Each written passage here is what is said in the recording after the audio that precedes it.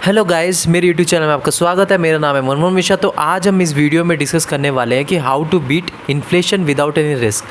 तो उससे पहले मेरे चैनल को सब्सक्राइब जरूर कर दीजिएगा। मैं ऐसे वीडियो लाता रहता हूँ। आप जैसे कि मेरे प्लेलिस्ट में देख सकते हैं कि मैं silver, gold investment, mutual fund investment और क्रिप्टो करेंसीज, स्टॉक्स इन्वेस्टमेंट के बारे में आपको वीडियोज़ देता रहता हूँ। तो चलिए शुरू करते हैं वीडियो। सबसे पहले मैं आपको बता दूँ कि जो इन्फ्लेशन को बीट करना ना, ये बहुत ज़रूरी है। क्योंकि अगर आप देखें तो पूरे जो साल में जो इन्फ्लेशन होता है वो अप्रॉक्स आप देखेंगे तो 6% इन्फ्लेशन होता है। मतलब 6% आपकी जो ये महंगाई बढ़ रही है।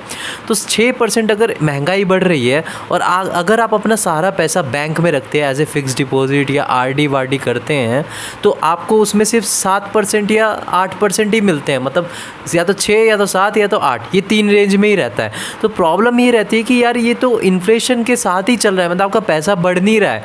मतलब आप जो है एक साल में जो 6% आपका पैसा का कीमत मतलब घट रहा है तो आपको उतना ही इंटरेस्ट दे रहा है। तो इसका मतलब आपका पैसा बढ़ ही नहीं रहा है, आपका पैसा उतना का उतना ही है। ये बस एक इल्यूजन क्रिएट कर रहे हैं कि आपका पैसा बढ़ रहा है। भाई आपको 7 से 8% इंटरेस्ट दे रहा है आपको बैंक, लेकिन ऐसा कुछ नहीं है, आपको कुछ इंटरेस्ट नहीं मिल रहा है।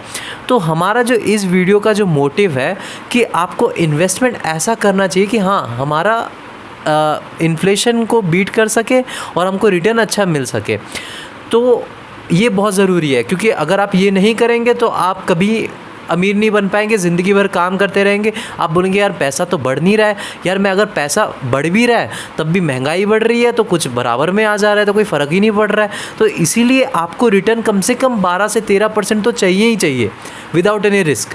तो आपको ऐसा कोई रास्ता ढूंढना पड़ेगा कि यार आपको 12 से 13% तो मिल ही जाए। तो अभी हम इस वीडियो में डिस्कस करेंगे कि भाई आपको 12 से 13% कैसे मिल रखें। और मैं आपको इस वीडियो में बताऊं कि यार एग्रेसिव इन्वेस्टमेंट क्या होता है, मॉडरेट इन्वेस्टमेंट क्या होता है। अगर आप मॉडरेट इन्वेस्टमेंट में जाएंगे तो आपको टर्म पे डिपेंडेंट रहना पड़ेगा। बेसिकली टर्म में आपको दोनों में डिपेंडेंट रहना पड़ेगा। तो चलिए मैं आपको पहले बताता हूँ कि मॉडरेट इन्वेस्टमेंट होता क्या है। तो मॉडरेट इन्वेस्टमेंट क्या होता है कि जैसे कि आप रिस्क को है ना बहुत ही कम लेते हैं, रिस्क कम लेते हैं और आपको रिटर्न भी इतना ज़्यादा नहीं चाहिए होता है। आप कहते हैं कि नहीं यार बस इन्फ्लेशन ही बीट हो जाए।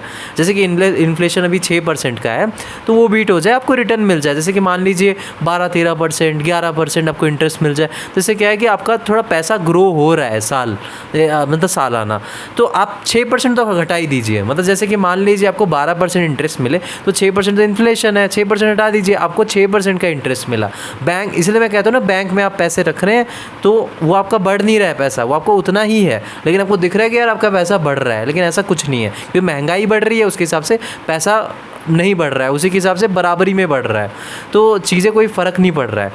तो अब मैं आपको वही बता रहा था कि मतलब जो मॉडरेट रिस्क टेकर होते हैं वो 12 से 13% से ही खुश होते हैं। तो वो क्या करते हैं कि जो अपना पैसा होता है वो ज़्यादातर लार्ज कैप फंड्स में और मिड कैप फंड्स में पैसा लगाते हैं। तो बेसिकली लार्ज कैप फंड वो होता है जो कि आपको आपकी जो वेल एस्टैब्लिश्ड कंपनीज़ होती हैं, जैसे टाटा कंपनी हो गया, आपका रिलायंस कंपनी हो गया, तो ये एक्चुअली वेल एस्टैब्लिश्ड कंपनी है।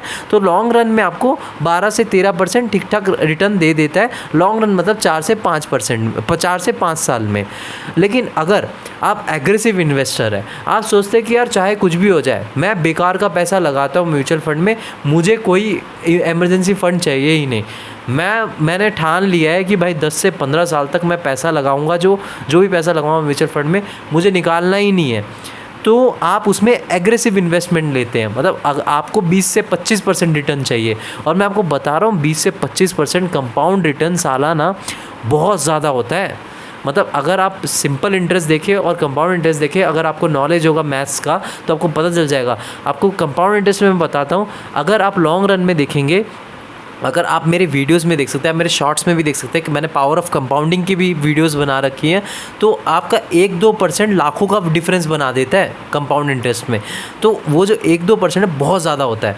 तो आपको मैं इसलिए कह रहा हूँ कि जो एग्रेसिव इन्वेस्टर्स होते हैं वो क्या करते हैं, वो लॉन्ग टर्म के लिए अपना पैसे को बचा के रखते हैं। मतलब 10 साल से 15 साल तक वो इन्वेस्टमेंट करते हैं, तो उनको 20 से 25% पैसा मिल जाता है। तो 20 से 25% में से आप 6% निकाल दीजिए तो उनका 14 से 15% का प्रॉफिट बनता है। तो वो एटलीस्ट वो असली उनका पैसा बढ़ा है, क्योंकि बाकी तो 6% महंगाई बढ़ी है। तो इसीलिए मैं आपको बताता हूँ कि दो चीज़, एग्रेसिव इन्वेस्टमेंट अगर आपका टाइम फ्रेम बहुत ज़्यादा है, मतलब 10 से 15 साल तक आपको चाहे कुछ भी हो जाए आप वो पैसा निकालने नहीं वाले, चाहे आप 1000 रुपये 2000 रुपये लगा रहे हैं, तो आप स्मॉल कैप फंड में लगाइए, रिस्क लीजिए। स्मॉल कैप म्यूचुअल फंड में, स्मॉल कैप फंड मतलब अगर आप स्मॉल कैप स्टॉक, एक पर्टिकुलर स्टॉक चूज़ करके अपना सारा पैसा लगा रहे हैं तो ऐसा मत करिए। फंड मैनेजर बैठे हैं, फंड मैनेजर को आप पकड़ा दीजिए, वो रिस्क लेंगे। और आपको SIP करना है ईयरली, तो अगर आप SIP करेंगे मंथली SIP करेंगे तो आपको लॉन्ग टर्म में बहुत अच्छा रिटर्न मिल सकता है। मतलब 15 से 20% तक आप, या 20 से 25% तक आप अर्न कर सकते हैं। लेकिन अगर आप चाहते हैं कि नहीं यार मुझे बीच में पैसे की ज़रूरत पड़ सकती है, तो आप उसमें मॉडरेट रिस्क ले सकते हैं।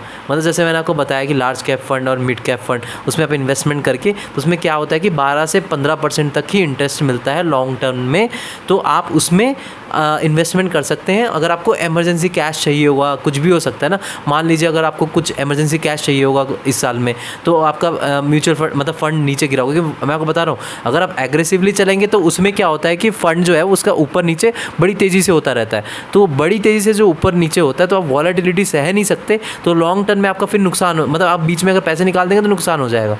तो इसीलिए आप अगर टर्म आपने लंबा ले रखा है तो एग्रेसिव इन्वेस्टमेंट करिए और लॉन्ग टर्म में आपको अच्छा रिटर्न दे देगा। और अगर आपका टर्म बहुत ही छोटा है, मतलब 5 साल 4 साल 3 साल, तो आप लार्ज कैप या मॉडरेट रिस्क लेके चलिएगा और म्यूचुअल फंड में लगाइएगा, तो आपको 12 से 13% इंटरेस्ट मिल जाएगा। लेकिन हाँ, ये सब्जेक्ट टू मार्केट रिस्क है। मतलब मान लीजिए अगर कोई वॉर लाइक सिचुएशन आ जाता है, कोई पैंडेमिक सिचुएशन आ जाता है, तो वो कम होकर आपको 4-5% भी इंटरेस्ट दे सकते हैं कंटिन्यूसली 3-4 साल तक। लेकिन अगर आप लॉन्ग टर्म में देखेंगे 10 साल या 8 साल में, तो आपको अच्छा खासा रिटर्न दे देगा, आपको बहुत अच्छा रिटर्न दे देगा म्यूचुअल फंड।